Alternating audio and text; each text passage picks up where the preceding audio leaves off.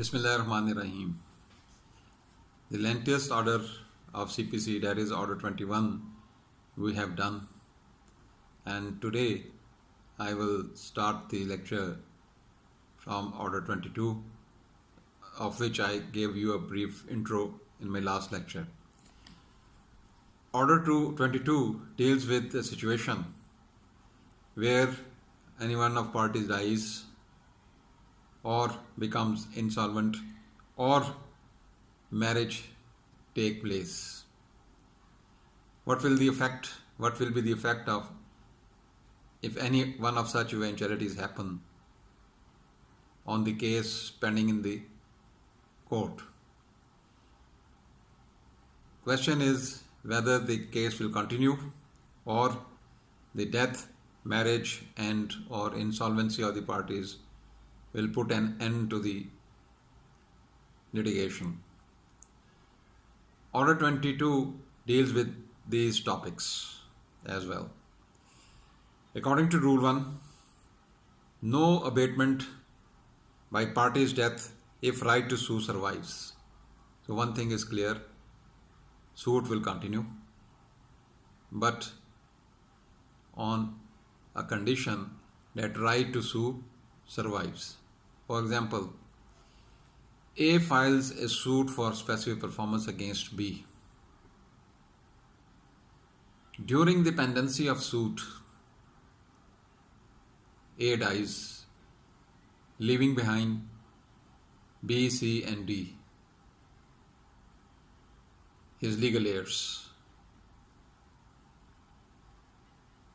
A filed a suit against B for specific performance of contract. During pendency of suit, A dies, leaving behind C, D and E as his legal heirs. Now, as a right has already accrued in favor of A, and A made a payment for the purchase of property, he dies, his right to procure, to get back the money from the seller now dwells on the legal heirs. So the right to sue survives. In such case, they will be the party, they will step into the shoes of the plaintiff, the deceased plaintiff, and they will become the plaintiffs themselves, and the case will continue. Rule 1 says, no abatement by parties' death if right to sue survives. The death of a plaintiff or defendant shall not cause the suit to abate if the right to sue survives. This is a simple rule. According to this rule, the right to sue will continue, survive, and the party which died, the party which met death, with his death, this suit will not die, but the right will dwell on his legal heirs, and the legal heirs will continue to pursue the suit, and they will be made party. This is where there is one plaintiff, one defendant, but what if there are more than one plaintiffs or defendants and any one of them dies? Rule 2 deals with such situation. Procedure where one of several plaintiffs or defendant dies and right to sue survives. If one of the plaintiff dies and right to sue survives, his legal heirs will be made party and the suit will proceed. Similarly, if defendant dies, any one of the defendant dies, the suit will continue not only against the remaining defendants, but also against the legal heirs of the defendants who died. But they will have to be made a party unless and until they are included in the suit, they made party, the suit will not proceed further unless they join the proceedings by following the procedure. This is eventuality which is dealt with by the CPC, that the death of the parties will not abate the suit, but it will continue. But if there is a condition, that condition is met, and that condition is the right to sue survives. Now, in case the defendants are more than one, and any one of the defendant dies, Rule 5 says the suit will not abate provided the right to sue survives. The suit will continue, and the deceased and the legal heirs of the deceased defendant will be made a party thereto. This is where there is no dispute regarding the legal heirs of the deceased. But what if there is a clash or there is a dispute regarding the legal heirs? The question arises whether a person is a legal heir or not. That question is to be determined by the court first. Under Rule 5, determination of question as to legal representatives. Where a question arises as to whether any person is or is not the legal representative of deceased plaintiff or a deceased defendant, such question shall be determined by the court. The court is to determine such question, and till then the proceedings will be stayed at the stage at which the party to the suit died. There is one situation where the death of party will not affect any adverse effect on the case, on the suit, on the litigation. That is where any one of the parties dies after hearing. Any one of the parties dies after hearing. Suppose a party dies after filing of written statement. Any one of the party dies. The rules which I have just discussed, they will apply. Suppose a party dies after evidence of the parties. The rules, as mentioned earlier, they will apply, and accordingly the suit will proceed and they will have to be made party.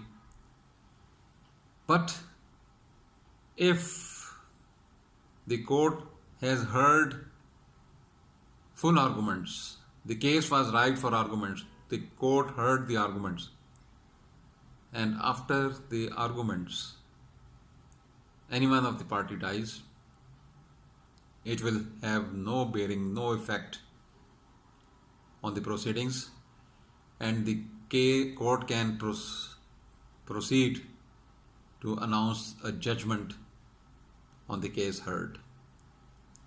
Rule 6 says, no abatement by reason of death after hearing. Notwithstanding anything contained in the foregoing rules, whether the cause of action survives or not, there shall be no abatement by reason of death of either party between the conclusion of the hearing and the pronouncement of the judgment.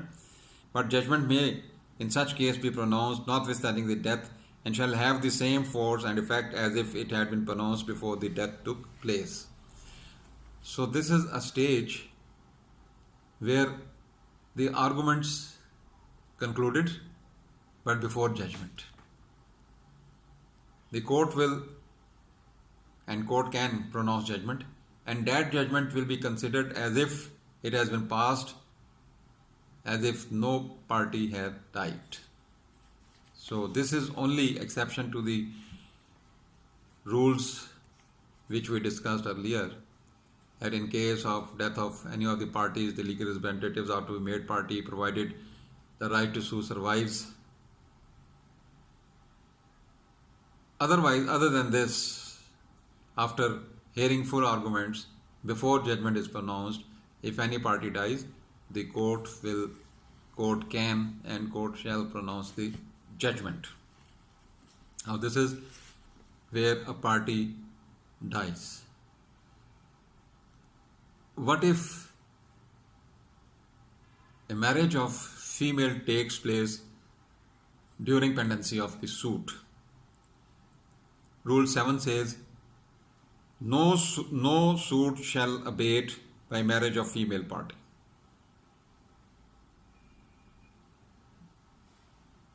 No ambiguity. Marriage of female does not makes liable the suit to be dismissed or suit to be not continued. The suit will continue no matter the female marries or doesn't marry. If she marries, even then it will continue. Now next is the situation of insolvency of a party. A person himself declares himself to be that he has become insolvent. The court will continue the proceedings unless and until a party is adjudged as an insolvent. Adjudged means declared insolvent by a court of competent jurisdiction. If a party is declared insolvent by a court, by another proceedings, the court in which there is a case pending before the court against a party which has been declared by the court as an insolvent, such judgment can have effect on the continuance of the case. And what that effect is, when plaintiff's insolvency bars suit, the insolvency of a plaintiff in any suit which the assignee or receiver might maintain for the benefit of his creditor shall not cause the suit to abate unless such assignee or receiver declines to continue the suit or to give security for the cost thereof within such time as the court may direct. This is applicable where a party has been adjudged, a plaintiff has been adjudged as an insolvent, and a receiver or assignee, they have been asked to join the proceedings by the court for the interest of their creditors. The assignee or the receiver declines, fails to join the proceedings. In such case, the suit will abate. But if they join the proceedings, the suit will continue, but they will have to provide surety to the fact that they will be responsible to pay the cost, if any. And if they do not comply the order of the court, in that eventuality also the suit will abate. So this is Order 22, and the provisions of this order as far as death, insolvency, marriage is concerned, they applies mutatis mutandis as it is to appeals as well, and the orders also, this provisions contained in the rules also apply to applications of order to certain proceedings. And what those proceedings are? Nothing in rules 3, 4 and 8 shall apply to proceedings in execution of a decree or order, except in execution petition, the provisions of Rules 3, 4 and 8 shall not apply.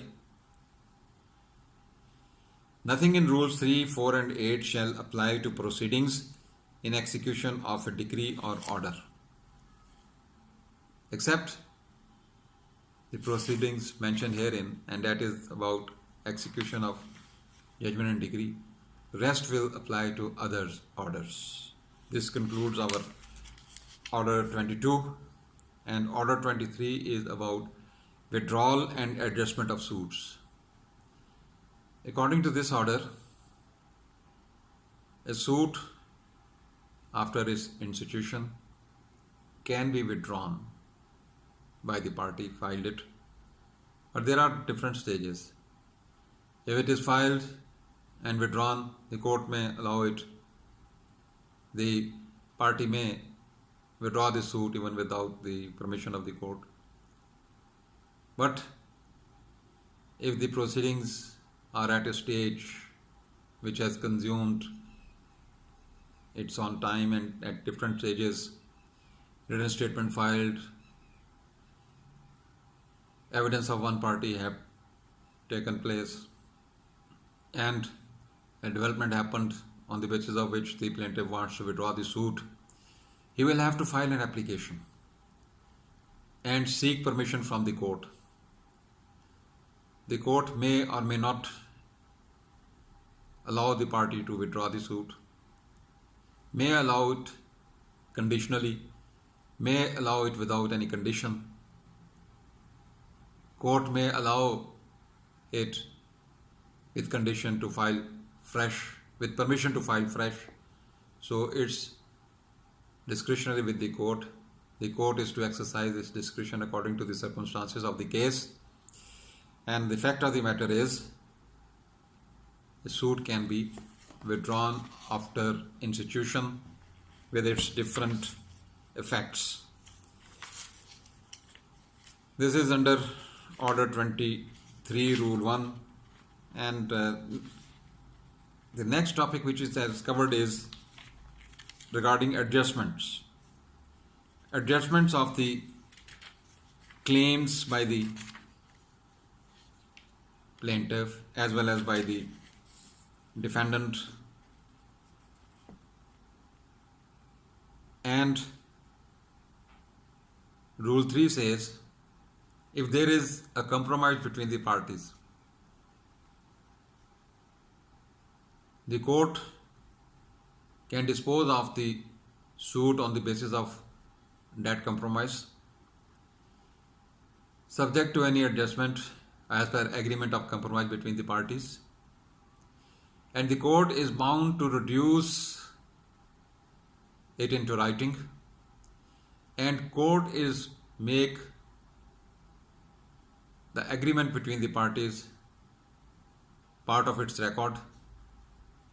And Rule 3 says, where it is proved to the satisfaction of the court that a suit has been adjusted wholly or in part by any lawful agreement or compromise, or where the defendant satisfies the plaintiff in respect of the whole or any part of the subject matter of the suit, the court shall order such agreement, compromise or satisfaction to be recorded, and shall pass a decree in accordance with therewith so far as it relates to the suit. So the court is to dispose of the suit in accordance with the terms and conditions of the parties, and those terms and conditions mentioned in an agreement. The agreement is to be made part of the proceedings, and on the basis of that the court can dispose of the suit as per agreement. This concludes our Order 23. Next is Order 24. Payment into court. Payment into court. Yes, a party can make a payment into court with the permission of the court. The party can deposit any amount in court for the party who is entitled to receive it, recover it, and the party for whose benefit the amount has been deposited that party can also file an application for withdrawal of such amount, and the court will allow the withdrawal of the amount. This is under Order 24, Rule 1 to Rule 4. Deposit made, notice of deposit to be issued, parties heard, application allowed. This is under Order 24. Next is Order 25, which I will discuss in my second part of this lecture.